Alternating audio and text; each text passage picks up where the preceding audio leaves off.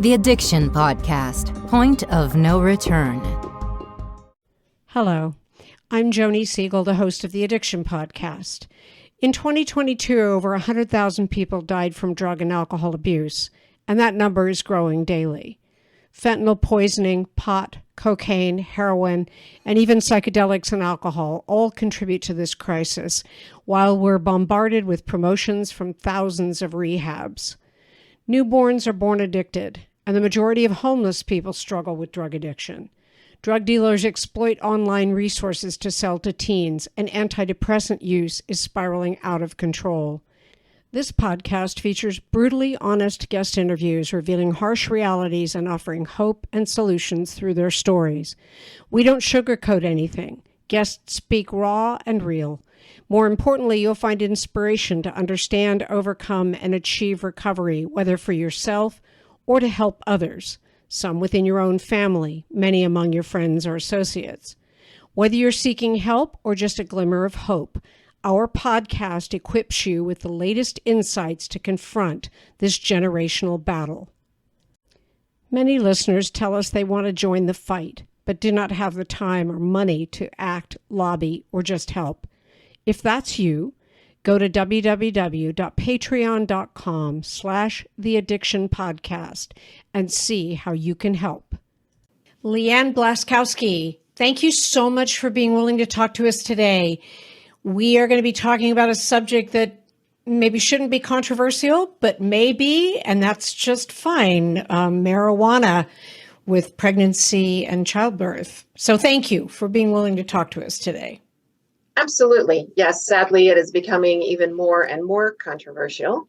Yes, it is. Hence our meeting here today. Yes, exactly.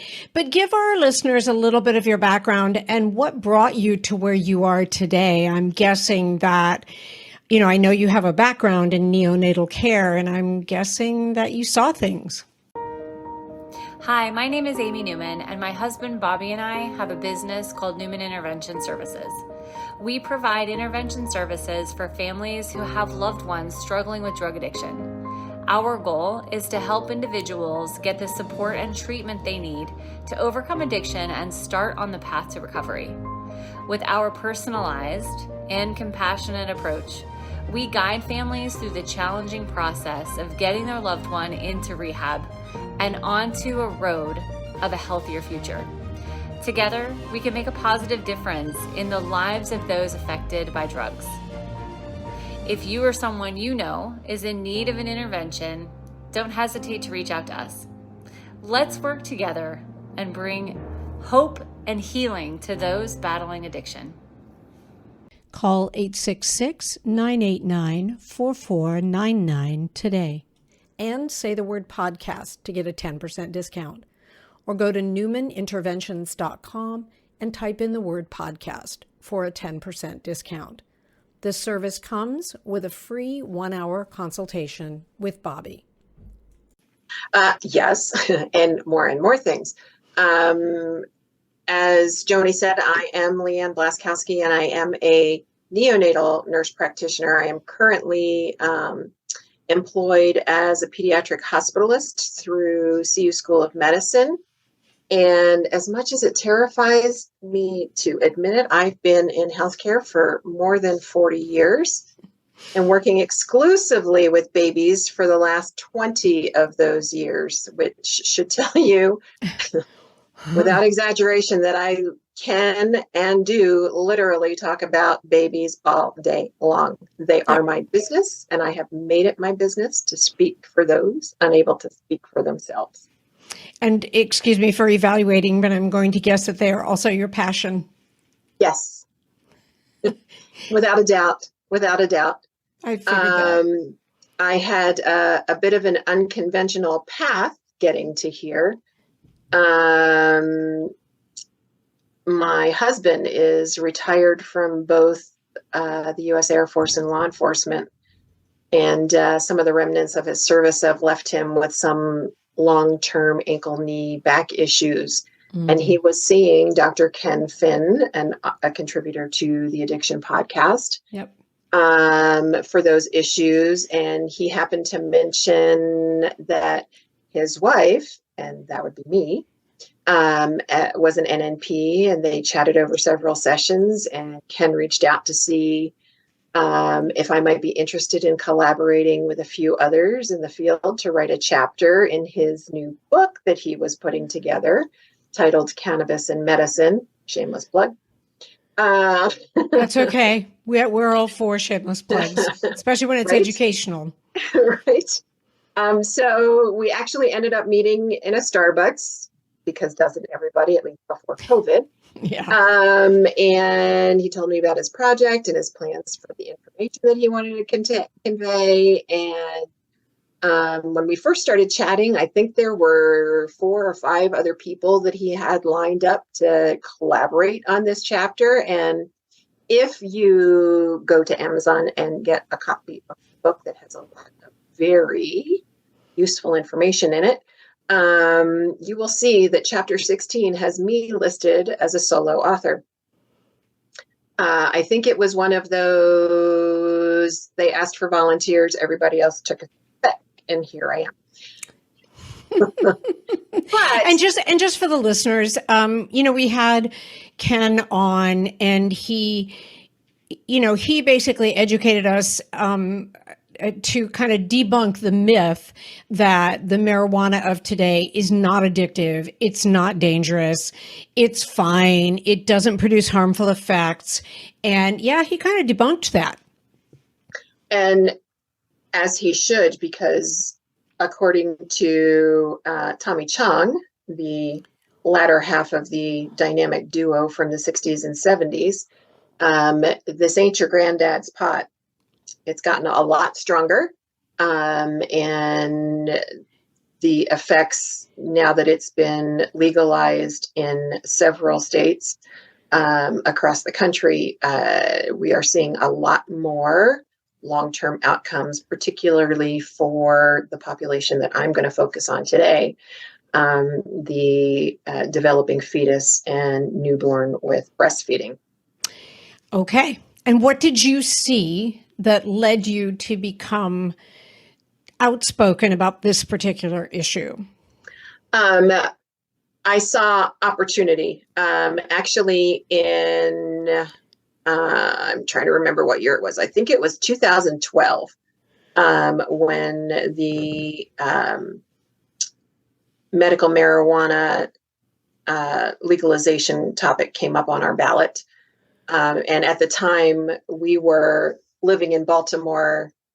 Long story, we still had a house here, so we were registered voters here in Colorado.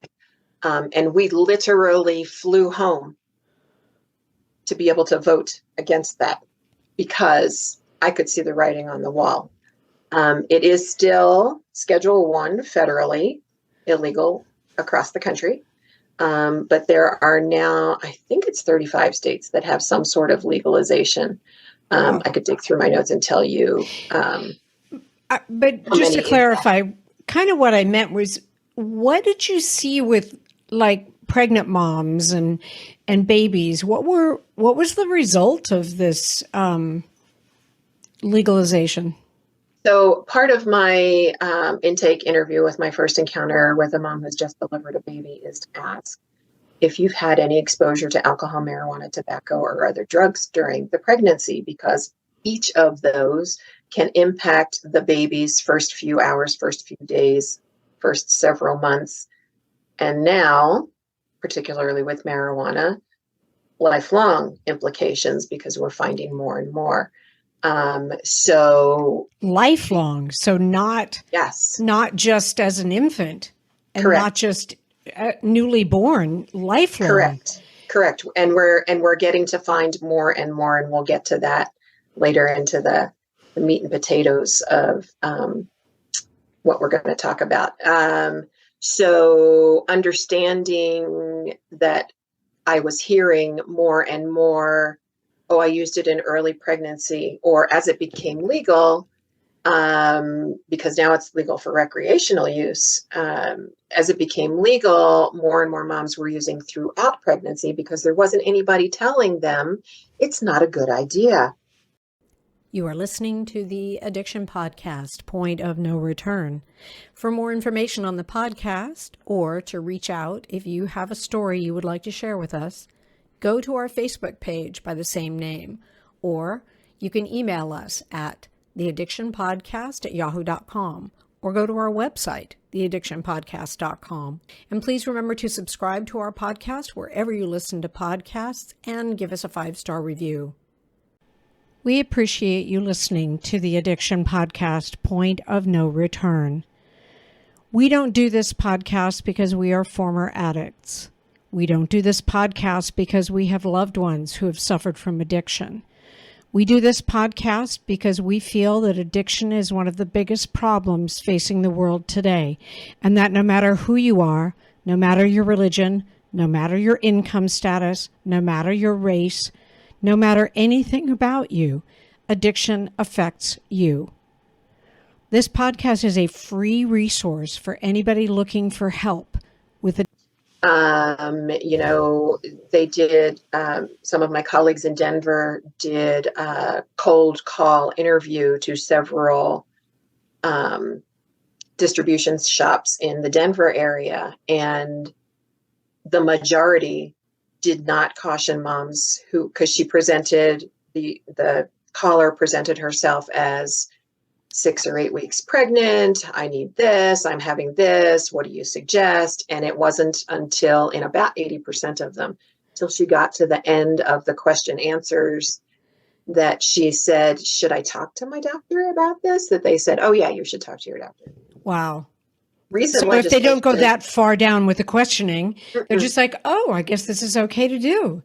Yes, and it was being used to manage the first trimester early pregnancies, or there were moms who had been on it long-term, using it long-term, and didn't stop using it while they were pregnant because they didn't see it as an issue because it's organic and it's legal, purported as safe and legal. Well, so is alcohol, and that causes a whole lot of problems for babies that are lifelong too. One of the points I was going to make was so is alcohol, but that doesn't mean you should drink a lot while you're pregnant or drink Correct. It all while you're pregnant. Correct. Sometimes. The hardest thing about getting someone into recovery is getting them to agree to treatment. Bobby Newman, a certified drug counselor with 30 years experience and an over 85% success rate as an interventionist, has created a series of 12 videos that you can use right now to learn every step to get your loved one to agree to treatment. Call 866-989-4499 today and say the word podcast to get a 10% discount. Or go to newmaninterventions.com and type in the word podcast for a 10% discount. This service comes with a free 1-hour consultation with Bobby. Cammie Wolf-Rice is a mother, an advocate, an author, and an agent for change. She has had the unfortunate personal experience of dealing with the dangers of opioid misuse through the death of her son, Christopher, who battled this from childhood to his passing. But Cammie has transferred her pain into a strong purpose. She has made it her mission to raise awareness about the opioid epidemic and alternative pain management strategies. Cammie does this by raising awareness of opioids affecting our nation through her nonprofit, her speaking events and podcast appearances, journal publications, and now her book, The Flight. As you can imagine, losing a child is an experience beyond this world. In The Flight, Cammie goes beyond this world to explain the loss of Christopher. We know Cammie, we know her story, we recommend the book.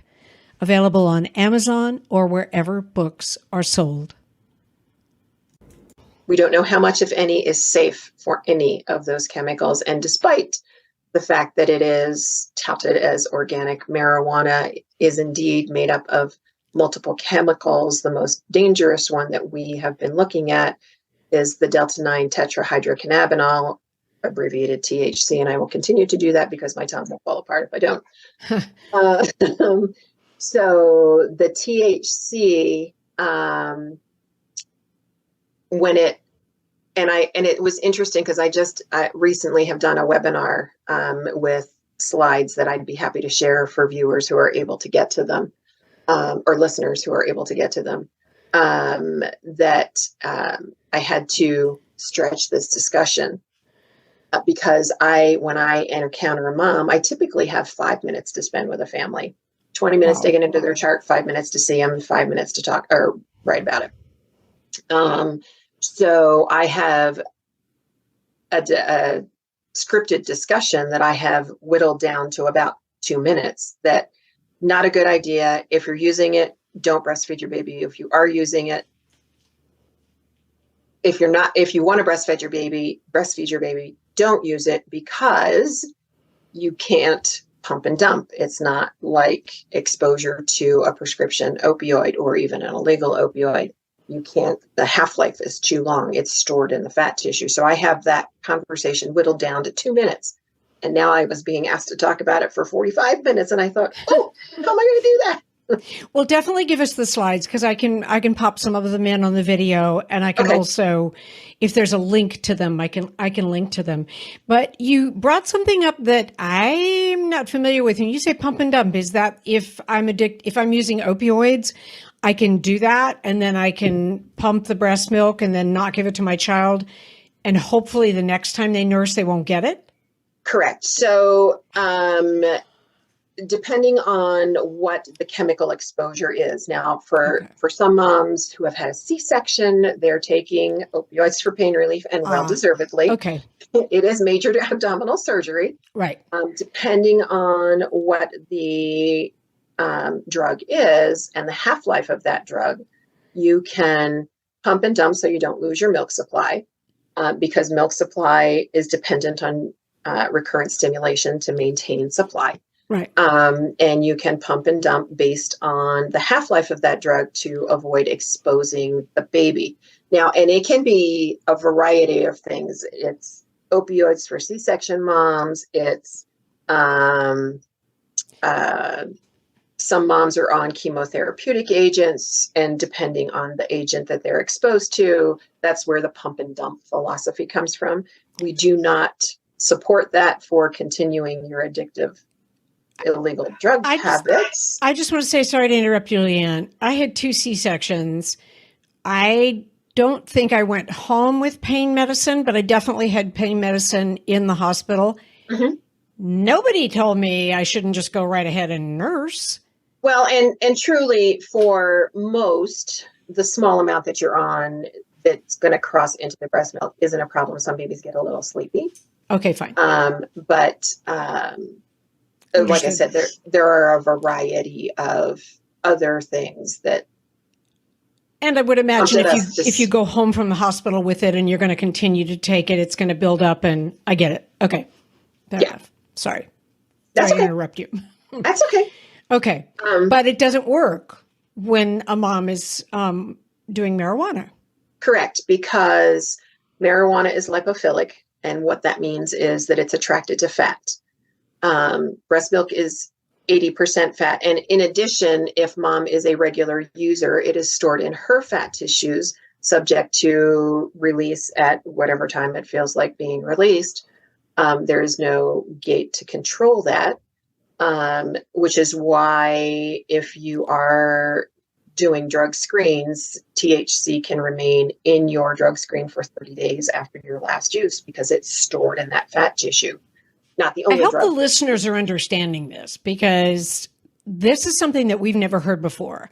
Now, granted, while we've talked about marijuana, we haven't focused on pregnant women and newborns, but okay, the marijuana will kind of, if it's going to go anywhere, it's going to go into the breast milk because the breast milk is 80% fat. So you're just dumping marijuana into your kid. Potentially. Yep. And the pushback that we as providers get is, well, there's a study. No, there's a Jamaican study. Well, there is a Jamaican study. Is it like the one that said that OxyContin will only addict 1% of the people? Is it like that one? Kind of, sort of. So, as I said at the beginning, at the outset, I've been in healthcare for 4 years, so I have seen lots. And when medicine made pain the 5th vital sign as a bedside nurse in the emergency department, I saw that going way wrong, way fast. And I can very honestly tell you that in the hospital where I was working at the time, I couldn't tell you what year it was because I can't remember. It's been a minute. There were signs in the lobby, 10 feet tall, that said, you can't get addicted to opioids in 5 days. Take the medicine for your pain after your surgery. I kid you not, within the last 5 years, in the exact same place as those signs were. Can't get addicted to marijuana. There were now signs that said you can get addicted to opioids within 5 days.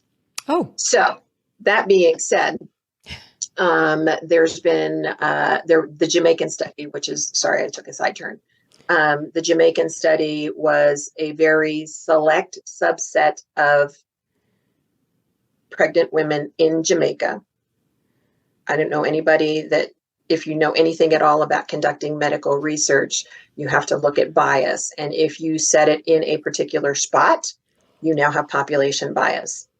And they had a few moms that did it once in a while, a few moms that did it every day, and a few moms that used a whole lot more. And I don't know how they actually managed to take care of a baby if they were using that much marijuana. And they tested their breast milk and found levels, and none of those babies had any untoward effects in the first 3 months of life. But understanding that a brain with all of its neurons that begins to develop those neurons and neuronal pathways from conception and continues to develop them until the brain matures at age 25. That's 25 years, not days. Not months. And they're developing those neurons by the billions.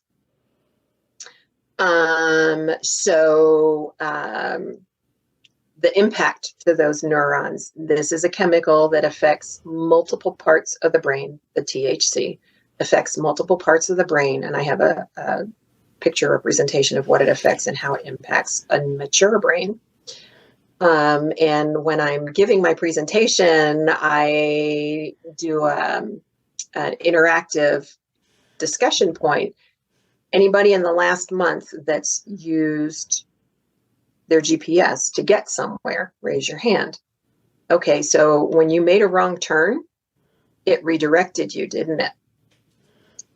What happens if that's going on when neurons are forming in a baby's brain or a toddler's brain? Or because now it's stored in the fat tissue and we don't know how long it's going to be in there because we're not giving babies marijuana to see how long it takes them to get rid of it. Right. So, you know, and the lifelong impacts of, okay, this neuronal pathway was intended to connect point A to point B to point C, but to get to point C, because it had this chemical insult on its way to point B, went down to point G and point K before it got up to point C. Now what's it going to do? Right. So yeah, it's mind-boggling, the potential. Yep. And you know, I apologize for my listeners. You hear me say this over and over again. It's Russian roulette. And do you want to play Russian roulette with your newborn child or your unborn child? Is that something you want to do? And for anybody that doesn't know what Russian roulette is, take a gun, put one bullet in, spin it, and shoot it, and see. It's Russian roulette, Leann. I mean, you don't know how it's going to affect these babies, and why would anybody want to take that chance? Right. Well, and when I'm having my 2-minute drill with parents at the bedside, I have learned over the years that I open the discussion with, I am not the marijuana police. I am not here to make the choices for your baby. It is your decision to make the choices for your baby. We can't go back and undo the exposure that you had during pregnancy, but we can do the best that we can moving forward. And it's my job to give you the information that I have so that you can make informed choices for your baby. It won't be the last one you make. Yep. And I know you have facts. You're not just spouting opinion. And there's so much opinion surrounding marijuana and should it be legal or not. But I remember when Ken was on and I put up all his slides and I said, yo, you can argue with me. You don't agree with me? Fine. But these are the facts. Yep. There's hard data to back up what we are saying and more coming out. Unfortunately, for a very long time, because it was Schedule 1, which means it is illegal. Nobody can prescribe it. Nobody should have it. Schedule 1. Your classic opioids that you take for managing pain post-op are Schedule 2, as are the benzodiazepines. So it's the big ones on Schedule 1 are heroin and marijuana. But it is still Schedule 1 and federally illegal. So any study that we conducted, it was very hard to get studies done. People aren't going to admit it. Right. And you couldn't just like give it to people. Right. And LSD is another one that's Schedule 1. But Right. you would think that now that marijuana is being more and more prevalent in our day-to-day life and society, that A, people would be really interested in knowing what happens, and B, it would be easier to do, but not so. When I was writing the book chapter, there was actually a study that was set to start in Utah, and it got canceled because they diverted the funds because something else was more important. And I don't know how ensuring the safety of the next generation isn't important. Yeah, I would wonder what's more important than our children. Mm-hmm. Leann, are you saying that babies are born addicted to marijuana? So not so much. So true addiction to marijuana is one of those gray areas. We are, however, seeing more and more people with addictive personalities that happen to choose marijuana that might be leading to less gray area. Okay. And like I said, with fetal and neonatal exposure, what we've looked at mostly is opioids, because neonatal abstinence syndrome is a very well-known, well-published, well-studied thing. We have lists of things that we watch for. Right. As we are watching for those things, it's hard to tease out true babies addicted to marijuana because classically it's not the only thing. Moms who are smoking marijuana are also using nicotine, whether it's cigarettes or vaping. Nicotine does cause withdrawal in babies, and it's not necessarily addiction, because when we cut the cord, the baby's supply stops. So they're no longer addicted unless somebody's giving it to them in a bottle or a breast. Right. So they are no longer truly addicted. But it's they will instant experience withdrawal, isn't withdrawal. Correct. Yeah. So what is that? How does that manifest itself in a baby? What does a baby go through? Babies that are going, and it depends on what they were exposed to as to what the withdrawal looks like. Classic neurological signs, because this is all impacted through the brain, are jitteriness, they're shaky, super fussy, can't coordinate to eat. For the super fussy, I characterize that as 0 to 60 and 3.2. They're fine, and then they are off the charts, losing their mind. You can't console them. They won't settle. They just cry and cry and cry and cry. They don't sleep. They don't feed well. They can't coordinate. They have to be able to coordinate, suck, swallow, and breathe to be able to feed. And they can't get their brains to function well enough to settle to do that. And that's true with marijuana as well? No, this is just neonatal withdrawal in general. Okay. Babies who are exposed to nicotine, and when we're looking at what they were exposed to, depending on the agent that they were exposed to, we look at the varying times of onset of their symptoms. Babies who are exposed to nicotine because mom's smoking or vaping, usually those signs happen within 24 hours after delivery, because the half-life of nicotine is so short. Their bodies notice that they're not getting it anymore. Right. For prescribed opioids, it's 24 to 48 hours. For methadone, which is what we use to help moms who are going through an addiction cycle, get them on a more regulated dose of an opioid drug. The half-life for that is longer, so we monitor those babies for 72 to 96 hours. Okay. We've also discovered that babies withdraw from SSRIs. Anybody who's on an antidepressant, SSRI is selective serotonin reuptake inhibitor. Zoloft is an SSRI.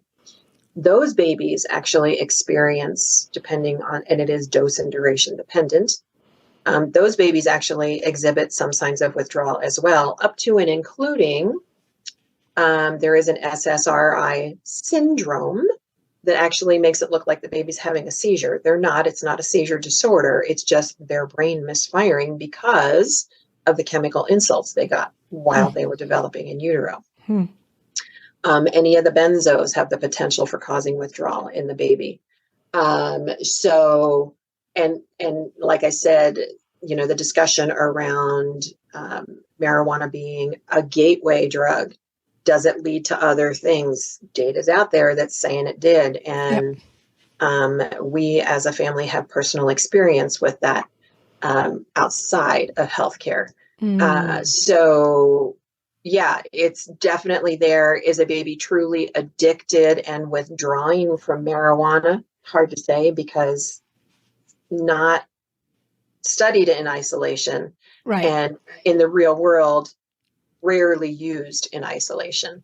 And the overall point of what you were just saying is, and people listening, just you need to not do drugs and alcohol and smoking if you're pregnant. Yes. It's going to affect your baby.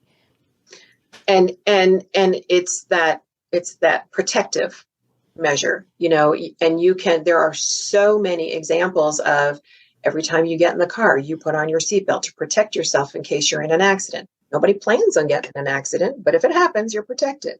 Right. You put the baby in a car seat or the toddler in a car seat to protect them if you're in an accident. When you're looking at making choices of, am I going to use, am I not going to use, is there something else I can do to help me get through whatever it is that I would classically reach for, a cigarette, a drink, a pill, a syringe, what else can I do that's going to protect my baby while they're still inside? Yeah. And do you teach them alternatives? Can you name what some of those might be? In my current practice, no. There are many options out there. As I said, I mentioned briefly methadone. Methadone is a provider prescribed synthetic opioid. It fills the receptors in the body with the opioid channels, satisfiers, as it were, but it doesn't give you that high. So it's taking the psychological component, fixing the physiologic component, because we don't want moms to withdraw while they're pregnant because it alters placental blood flow and can impair the baby. Okay. So it gives their body the opioid physiologically that it needs without satisfying the psychological piece, so that when moms deliver baby, then they can get into a program for opioid withdrawal and cessation. But there are there natural alternatives? So great question. If there are, I haven't seen or found any. It's more so physiologic addiction to nicotine, for instance, is 5 days. It wants you to stop. When you quit smoking, your body craves nicotine for 5 days. Okay. After that, it's all the habits. Right. The things you do when you pick up a cigarette, when you feel you need to go get a cigarette. I used to smoke. There's nobody worse than a former smoker. When you talk about getting off smoking. And I have also talked with people who were addicted to both nicotine and heroin. They said nicotine was harder to stay away from because the heroin makes you sicker and shit. It pardon me. That's okay. You know, exposes you to all kinds of life-limiting diseases and conditions. So you don't want to go back to that once you get off of it, for the most part. But nicotine is really hard to stay away from. Yeah.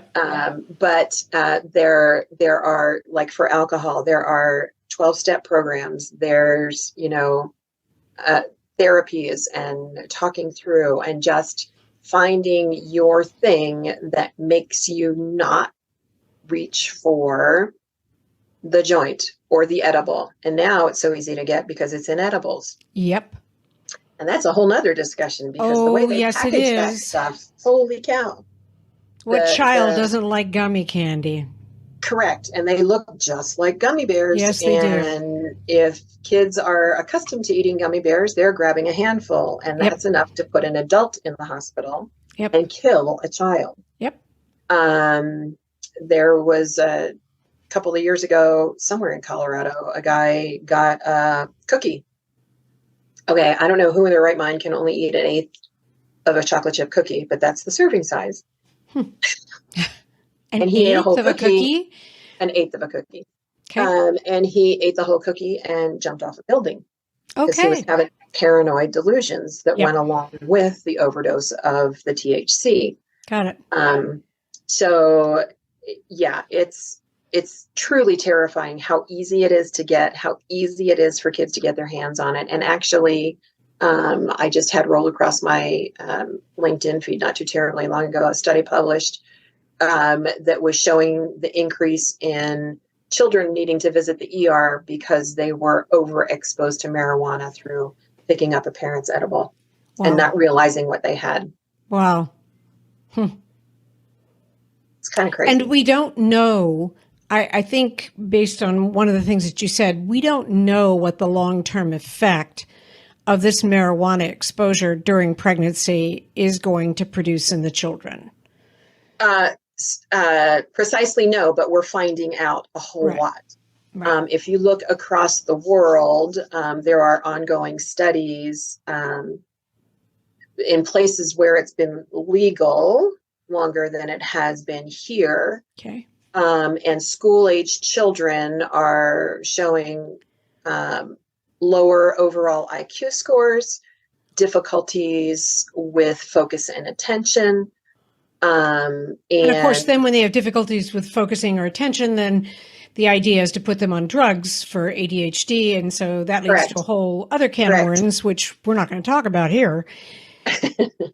And then also other documented things, there were congenital heart defects, holes in, between the walls in the upper chamber called an atrial septal defect, that's abbreviated ASD, lower birth weights, and there were some Dutch studies around famine that show that people who were exposed to starvation and, for lack of better words, growth restriction in utero is a short-term imprinting starvation, and that imprints for bigger problems with diabetes and hypertension and shortened lifespan throughout their lifetime.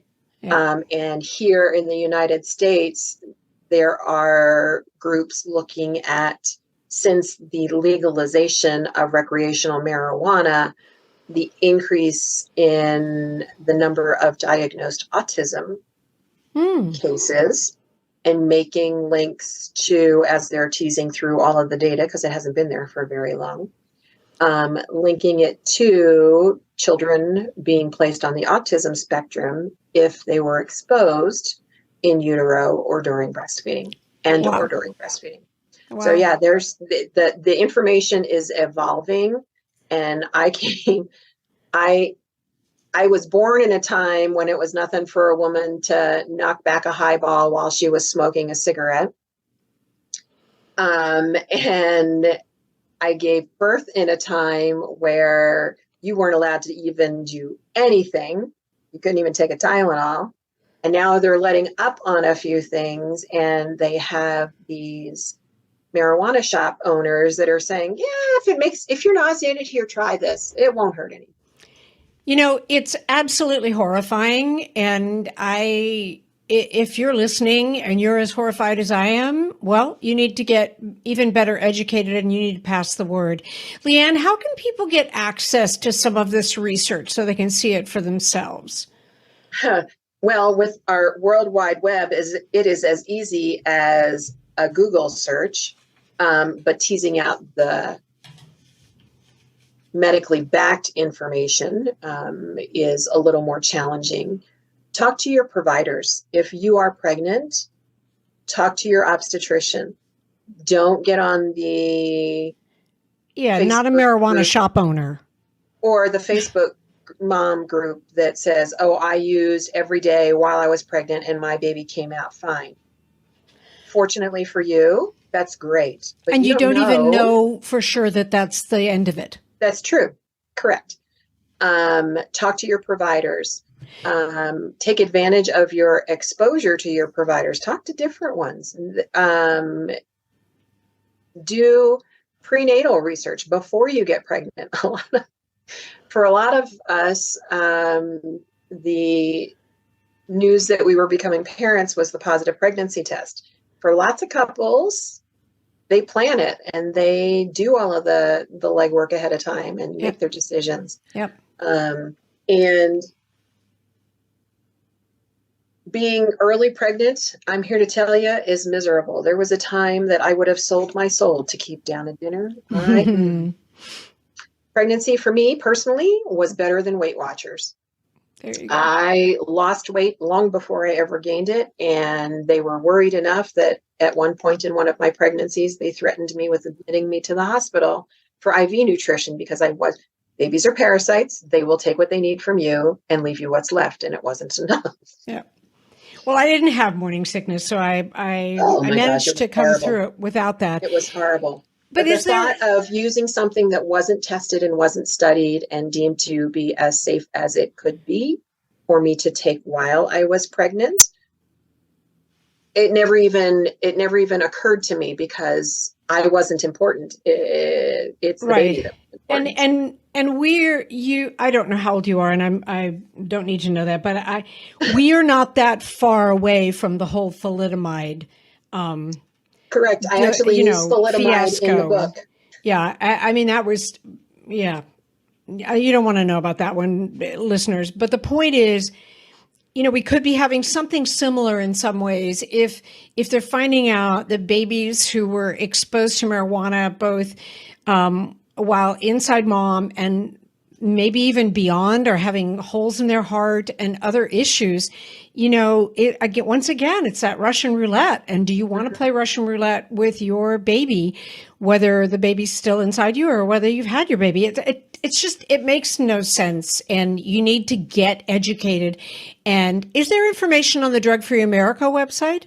Yes, there is. Okay. So that's D like David, F like Frank, A, F like Frank.org, right? Correct. DFAF.org. So you can go there if you can't find it anywhere else. Mm-hmm. And Drug Free America, that's how we found Leann here. They're all about marijuana and with facts and figures, not just, it's wrong, it's bad, you shouldn't. It's facts and figures. This is not this is not the marijuana of the 60s. I'm sorry. It's just not. And it's gotten much more potent. And like I said, depending on the product, that cookie that I referenced, 1/8 of a cookie is a quote unquote serving size. It's a 5 milligram dose. If you eat a whole cookie, you're going to overdose. Yep.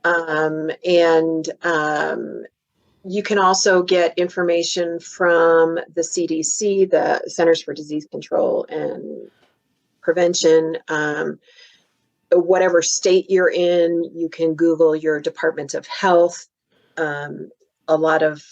Each state has their own respective page for pregnancy and breastfeeding, and there's information on those. Yep. And we've also had people on the podcast that have lost children due to marijuana addiction. Mm-hmm. And I know that there's controversy about whether or not it's addictive, but there have been people on our podcast who would look you in the eye and say, yeah, well, don't tell me it's not addictive because my child died.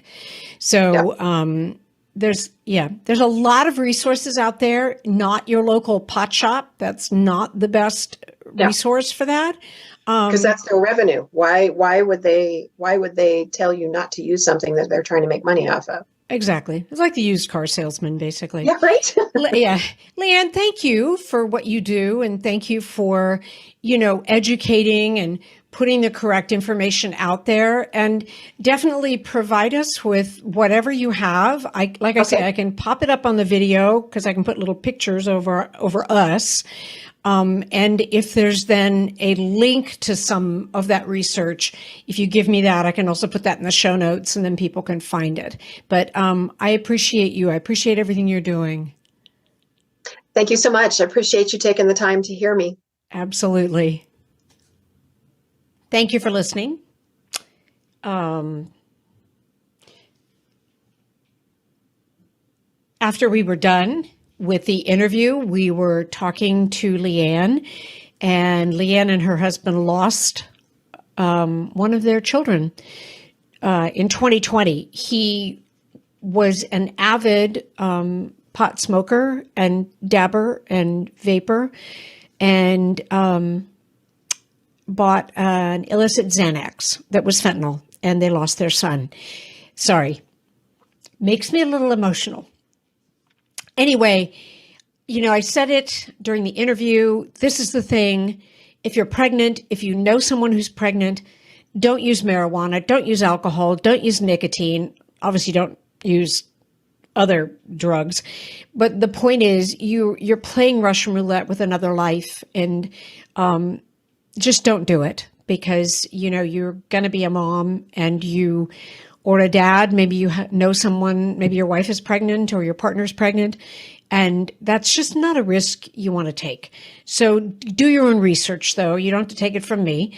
And go to D like David, F like Frank, A like Apple, F like Frank, DFAF.org stands for Drug Free America Foundation.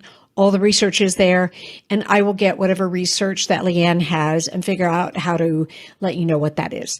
Thank you for listening, and we'll be back again next week with another interview. You have been listening to the Addiction Podcast, Point of No Return. For more information, reach out to us on Facebook or go to www.theaddictionpodcast.com. Our email is theaddictionpodcast@yahoo.com.